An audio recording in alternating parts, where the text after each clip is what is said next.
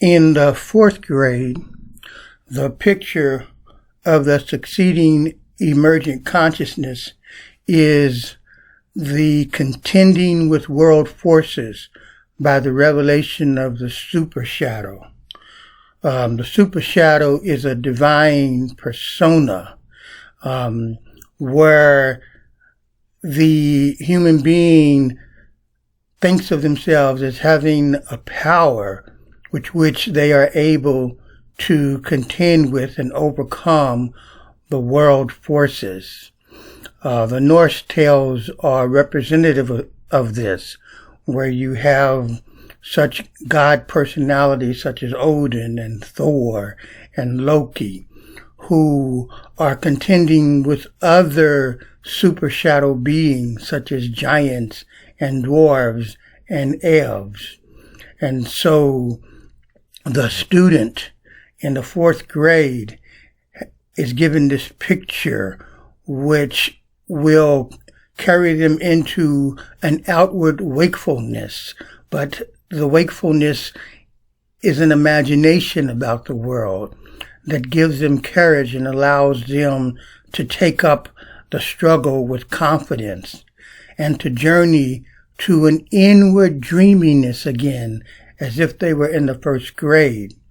But unlike in the first grade, where they were dealing with picture thinking as their inward dreaminess, they will be coming into their cognitive resources and the capacity, as we'll see in a moment, for thinking by correspondence. And so we can talk now about how in the fourth grade the cognitive capacities are comparing and contrasting, which arises out of a sense of balance and the perception of difference. This comparing and contrasting shows up in the study of fractions, where quantities are compared and definitions of the quantities are given out of those comparisons. You also have the learning more about the quality in language that leads to punctuation and the breathing that changes the quality of speech and writing. You learn about the different types of sentences and the ability to experience the different qualities that define different types of sentences.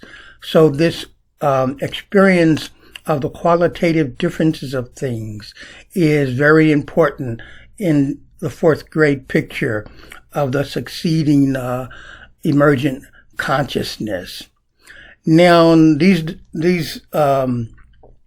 pictures of the divine persona do not only come out of the European legends and stories such as the Norse tales, but you have similar pantheons of gods around the world, where the pantheon of gods and other divine creatures and beings contend with one another as an imaginative picture of the forces in the world.